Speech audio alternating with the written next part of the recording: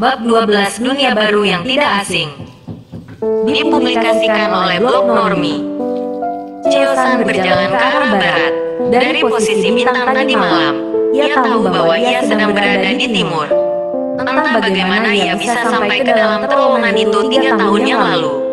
Mungkin ia terjatuh di dalam pusaran air yang membawanya jauh sampai ke dalam terowongan itu. Entahlah, hanya Tian yang tahu. Dunia berputar dan manusia terjebak dalam gelombangnya. Siapa yang mengikuti arus pastilah sampai tujuan. Siapa melawan arus pasti akan tenggelam oleh zaman. Kehidupan ini alurnya siapapun tiada yang tahu. Semua kejadian berhubungan dengan masa lalu dan masa depan. Nasib Cheo-san ini, jelas dia sendiri tidak menyangka. Dari sebuah keluarga yang bahagia yang tinggal di kaki Gunung Gobisan, lalu menjadi sebatang kara sampai kemudian diangkat menjadi murid Butompai. Kemudian malah menjadi buronan Butompai karena dianggap membantu pembunuhan gurunya, sehingga terdampar dan hidup di dalam perut bumi, bertahan hidup menghadapi keadaan hidup yang berat, lalu berkelahi dengan ular, bahkan kemudian menjadi sahabat ular itu. Lalu kini sang sahabat pun mati, sedangkan dia kini harus berkelana tanpa tujuan. Apa yang harus dilakukannya kini? Yang menderita adalah hidup tidak bahagia, namun yang lebih menderita lagi adalah hidup tanpa tujuan. Dengan tubuh terluka, bahkan dia sendiri tidak bisa menggunakan tenaga dalamnya. Apa yang bisa dilakukan di dunia Kamau dengan keadaan seperti itu? Cheo-san memutuskan untuk kembali ke dunia ramai, tapi dia tidak akan mencampuri urusan Kamau. Ia ingin hidup tenang tanpa pertempuran, tanpa perebutan kekuasaan. Cheo-san memutuskan untuk menjadi juru masak saja. Ia memiliki sedikit pengetahuan tentang memasak. Ia pun sudah banyak menghafal resep-resep masakan yang enak-enak. Kini ia berjalan dengan mantap, walaupun agak sedikit gontai karena terluka. Setidaknya ia kini mempunyai arah hidup. Selama 2 hari Cheo-san menyusuri hutan itu, ternyata ia telah berada jauh dari Gunung Butongsan. Karena dari letaknya kini, ia bisa melihat gunung itu. Indah sekali. Cheo-san merasa beruntung bahwa ia terdampar cukup jauh dari Butongsan. Air sungai ternyata membawanya cukup jauh. Dalam 2 hari ini, Cheo-san bertahan hidup dengan memakan buah-buahan dalam hutan, serta menangkap hewan buruan seperti kelinci dan ayam hutan. Ia juga tidak lupa mengumpulkan beberapa bahan yang bisa dipakainya untuk membuat bumbu masakan yang enak. Dari pengetahuannya, ia mengumpulkan banyak sekali bahan-bahan. Ia juga tak lupa mengumpulkan beberapa bahan yang bisa dijadikan sebagai obat-obatan. Mumpung berada di hutan, dan banyak sekali bahan-bahannya, begitu pikir Cheo-san. Perjalanannya dilakukan dengan riang, walaupun hatinya sedih terhadap kematian si ular. Ia bisa menerima kematian itu sebagai satu takdir. Cheo-san telah banyak mengalami kematian orang-orang terdekatnya, ayah ibunya, keluarga besarnya, gurunya, sahabat terbaiknya, dan juga si ular. Ayahnya mengajarkan bahwa kematian telah ditakdirkan, tidak bisa dimajukan atau dimundurkan. Ayahnya memang menganut agama dari daerah barat, yang mengajarkan seperti itu. Walaupun bukan penganut yang taat dan keras, setidaknya banyak nilai-nilai ajaran agama itu yang ayahnya percayai.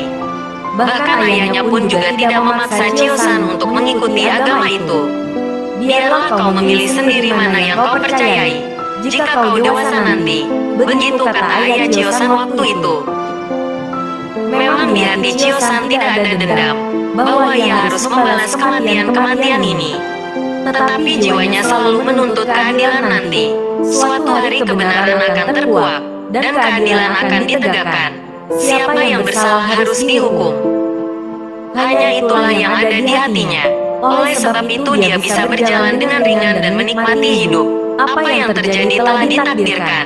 Apa yang belum terjadi harus diusahakan. Jika ingin kebenaran, berjuanglah. Jika ingin keadilan, berjuanglah. Itulah yang selama ini diajarkan ayah ibunya. Teringat dia akan ayah ibunya, Cheo-san merasa bersalah. Selama ini ia tidak pernah mengunjungi makam mereka. Cheo-san memutuskan untuk mengunjungi mereka ketika ia sudah mampu membeli kuda. Karena let kuburan ayah ibunya jauh sekali, dan untuk membeli kuda yang bagus, ia harus bekerja. Chiosan telah memutuskan bahwa ia tidak akan menggunakan uang pemberian orang yang menolongnya itu jika benar-benar tidak penting. Jika masih bisa bekerja, maka ia lebih baik bekerja saja. Saat menjelang siang hari, akhirnya ia bisa keluar dari hutan itu. Tak lama berjalan, ia melihat sebuah rumah. Ternyata rumah seorang petani. Si petani itu baru saja selesai menggarap sawahnya dan kini sedang beristirahat. Petani itu sudah tua, namun tubuhnya masih terlihat segar dan kokoh. Hanya wajahnya saja yang sudah terlihat keriput-keriputnya. "Selamat siang, Lopek. Bolehkah saya numpang istirahat sebentar? Saya tersesat beberapa hari di hutan," kata Chiosan dengan hormat. "Oh, tersesat. Memangnya anak ini mau kemana dan dari mana?" tanya si petani itu ramah namun sedikit kaget juga. Saya sedang berkelana, Lopek. Tapi karena tidak tahu jalan, saya tersesat," ujar Chiosan sambil malu-malu. "Wah, ternyata anak ini dari kaum Bulim. Persilatan, ya. Mari silakan istirahat di sini," jawab si petani ramah. Zaman itu kaum persilatan memang dihormati dan dikagumi rakyat jelata, karena terbukti mampu membebaskan tanah air dari penjajah Mongol. Sehingga rakyat biasa jika bertemu dengan orang-orang Kamau pasti akan hormat dan kagum. Si kakek petani yang merasa senang mendapat tamu orang kalangan Kamau itu malah bersemangat sekali untuk bercerita. "Dulu sering sekali orang-orang Kamau lewat sini, apalagi zaman peperangan dengan penjajah Mongol dulu. Daerah sini banyak dilewati pahlawan-pahlawan. Saat itu aku masih kecil. Setelah peperangan, daerah ini jarang dilewati orang Kamau selama puluhan tahun. Baru beberapa tahun yang lalu ini, tempat ini mulai ramai lagi," cerita si kakek. "Mulai ramai? Apa sebabnya, Lopek?" tanya Chiosan. "Orang-orang Kamau itu ramai-ramai mengejar buronan. Katanya buronan ini adalah murid Butompai yang murtad.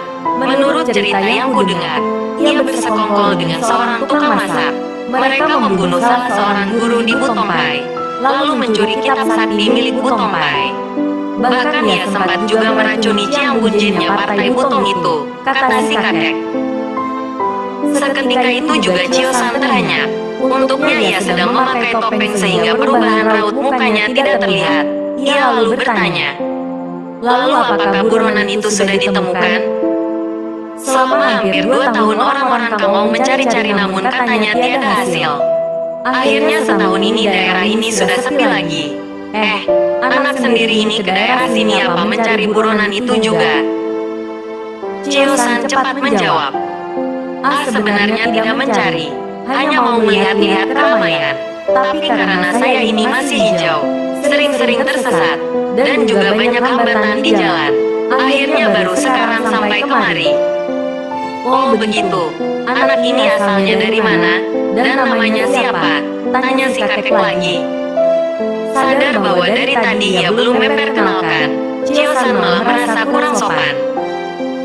Maaf Lopek, sejak tadi saya lupa memperkenalkan diri. Saya berasal dari sebuah desa di dekat Tamlam. Hanya desa kecil tidak terkenal. Sejak kecil saya suka belajar silat. Setelah dewasa ingin berkelana." Si kakek tersenyum. Cerita seperti itu memang sering terjadi, pikirnya. "Lalu nama anak siapa?" tanyanya lagi. Agak gelagapan juga Chiosan menjawabnya. Nama, saya Tan Liangsan," jawabnya terbata-bata. Cepat juga ia berpikir tentang nama ini. Sebenarnya itu diambil dari si Marga, gurunya Tan Hoat, nama Liang, dan juga namanya sendiri. Akhirnya terciptalah nama Tan Liangsan. "Oh, Dot si Tan ya, kalau aku si Oi bernama Hoa," kata si kakek. "Senang berkenalan dengan Oi Lopek," kata Chiosan sambil memberi hormat ala kaum Bulim. Si kakek senang sekali menerima penghormatan seperti itu. Ia pun membalasnya. Selama ini orang-orang Kamau yang berkeliaran di daerah situ tidak ada satupun yang memberi hormat seperti itu kepadanya. Karena memang dalam pandangan kaum Kamau, orang-orang seperti petani tua ini adalah kaum rendahan yang tidak perlu diberi hormat seperti itu. Mereka ngobrol lama sekali. Bahkan Chiosan pun bahkan membantu kakek itu bekerja mengurusi sawahnya. Sambil bekerja, mereka tetap ngobrol-ngobrol dengan riang. Dari obrolan itu setidaknya Chiosan bisa mengerti perkembangan yang terjadi di dunia Kamou. Ternyata perburuannya, Butompai telah mengeluarkan pengumuman bahwa ia telah dipecat dari Butompai. Perbuatannya telah membawa kegemparan di dalam dunia Kamou, sehingga banyak dari golongan Kamou ini pun yang mengejar dan mencarinya. Tapi Chiosan paham bahwa sebenarnya bukan dirinya lah yang diincar, melainkan kitab silat sakti yang diduga telah dibawa olehnya.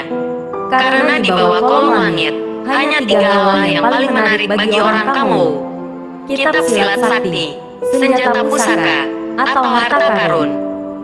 Sedih juga Chiosan mendengar bahwa ia telah dipecat oleh Butompai, bahkan kini telah menjadi incaran orang-orang Kamou. Suatu saat nanti, aku harus membersihkan namaku, begitu pikirnya. Si kakek menawarkan untuk bermalam di gubuknya. Chiosan dengan senang hati menerima tawaran itu. Semalaman mereka pun bercerita pula. Chiosan sangat senang mendengarkan karena ia sudah lama tidak mengobrol dengan manusia. Sampai larut malam akhirnya mereka tertidur. Pagi-pagi sekali Chiosan sudah bangun. Ternyata si kakek sudah bangun lebih dulu. Sempat membantu si kakek membuat sarapan. Kemudian Chiosan pergi mandi. Selesai mandi baru mereka berdua makan. Lalu Chiosan berpamitan. Si kakek memberikan sepasang sepatu miliknya. Chiosan sudah berkali-kali menolak, tetapi si kakek terus memaksa. Akhirnya agar tidak mengecewakan sang kakek, ia menerima juga sepatu itu. Ada rasa haru juga di hati Chiosan ketika mereka berpisah. Padahal baru kenal sehari, tapi Chiosan memang orang yang halus hatinya. Ia kini berjalan menyusuri jalanan yang menuju kepada sebuah desa terdekat. Si kakek yang menunjukkan jalan itu kepadanya. Kata si kakek, jalan itu menuju desa terdekat. Jaraknya lumayan jauh. Mungkin tengah hari baru sampai ke desa itu. Tapi di sepanjang jalan Chiosan bertemu dengan beberapa rumah penduduk. Nampaknya itu rumah para petani. Karena di sekitar rumah itu pun terlihat banyak sawah. Chiosan kadang berpapasan dengan orang. Mereka menyapa dengan ramah. Rupanya daerah situ sering didatangi orang asing sehingga mereka tidak terlalu curiga kepada Chiosan. Sampai tengah hari baru akhirnya desa itu kelihatan. Kelihatannya memang desa yang ramai. Melihat keadaan seperti itu, Chiosan lantas teringat desa tempat ayahnya berasal. Dulu waktu kecil sering sekali ia berkunjung ke sana. Ketika sampai ke desa yang ramai ini, Chiosan senang namun juga khawatir. Ia senang karena sudah lama memang tidak bertemu manusia. Dulu ia memutuskan untuk hidup saja di dalam gua adalah bukan karena ia tidak suka untuk hidup lagi di tengah keramaian, melainkan karena ia khawatir terseret oleh banyak sekali kepentingan orang-orang Kamou. Sejak kecil, ia sudah merasakannya. Kedua orang tuanya dibunuh, keluarga besarnya, gurunya, sahabatnya, semua terbunuh karena begitu banyak kepentingan orang-orang Kamou ini. Ia masih belum tahu apa penyebabnya semua orang-orang yang dekat dengannya terbunuh. Tapi ia yakin pasti suatu saat ia akan mengetahuinya. Kenyataan bahwa ia harus terseret dalam pusaran kepentingan orang-orang Kamou inilah yang membuat ia khawatir. Chiosan memang mewarisi sifat ayahnya yang penyabar, penyayang, dan romantis. Sifat ayahnya yang tidak suka berkelahi, lemah lembut, dan tenang itu memang mengalir ke dalam dirinya. Ia memang kini senang sekali belajar silat, tetapi itu bukan karena akan ia pakai untuk berkelahi, melainkan semata-mata karena ia menyukai silat. Ibarat orang yang menyukai mancing, ikan yang ia tangkap bukan untuk ia makan, melainkan ia lepas kembali. Proses menunggu, memancing, dan tarik ulur dengan ikanlah yang dicari oleh orang yang suka mancing. Begitulah pula Chiosan dengan kesukaannya terhadap ilmu silat. Akan tetapi Chiosan pun mewarisi kegagahan dan rasa keadilan dari ibunya, yang adalah pendekar ternama Gobi Pai. Chiosan tidak suka melihat ada orang yang ditindas, dicurangi, atau dirampas haknya. Dalam hati kecilnya ia selalu ingin membela atau melakukan sesuatu. Bukannya ia pendendam, tetapi ia merasa orang harus mendapatkan apa yang diusahakannya. Jika yang diusahakannya itu kebaikan, maka kebaikan pula yang ia dapat. Jika kejahatan, maka kejahatan juga yang ia dapat. Dorongan inilah yang membuat muncul suatu tekad di dalam hati Chiosan untuk membersihkan namanya dan nama Aliang, dan juga untuk mencari keadilan atas kematian keluarganya dan juga gurunya. Akan tetapi Chiosan memutuskan untuk melakukannya dengan tenang dan perlahan, agar semua permasalahan menjadi jelas dan terang benderang. Rupanya sifat ayahnya ini yang mendorongnya untuk bersikap seperti itu. Sifat orang tua ini memang selalu mengalir ke dalam anak-anaknya. Buah memang jatuh tidak jauh dari pohonnya. Benar juga Pameo ini, gabungan antara sifat pendekar Gobipai yang gagah dan benci dengan ketidakadilan ditambah dengan sifat seorang sastrawan yang halus, lemah lembat, namun tajam dalam berpikir inilah yang menjadi sifat Chiosan sekarang. Sambil berjalan kaki, Chiosan menikmati segala pemandangan yang terhampar di depan matanya. Selama sekitar 3 tahun ia telah terperangkap di dalam kegelapan. Ada perasaan sukacita yang timbul juga di dalam hatinya ketika melihat segala pemandangan ini. Akan tetapi pikirannya pun juga tak berhenti berpikir tentang bagaimana ia harus menghadapi dunia ini. Saat ini posisinya telah menjadi buronan, bahkan telah menjadi buruan kaum Kamou karena disangka ialah yang telah mencuri kitab sakti itu. Chiosan memutuskan bahwa untuk sementara ia harus berdiam dulu di suatu tempat. Tempat itu harus ramai oleh banyak orang sehingga cerita dan kejadian-kejadian yang terjadi di dunia Kamou dapat diketahui dan dipahami olehnya secara keseluruhan. Ia merasa sangat beruntung bahwa saat ini ia memakai topeng dari kulit ari ular.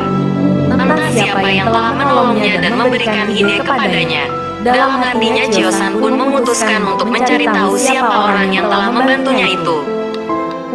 Dari pemikiran itu, Chiosan mengambil keputusan bahwa ia harus bekerja dulu di sebuah rumah makan.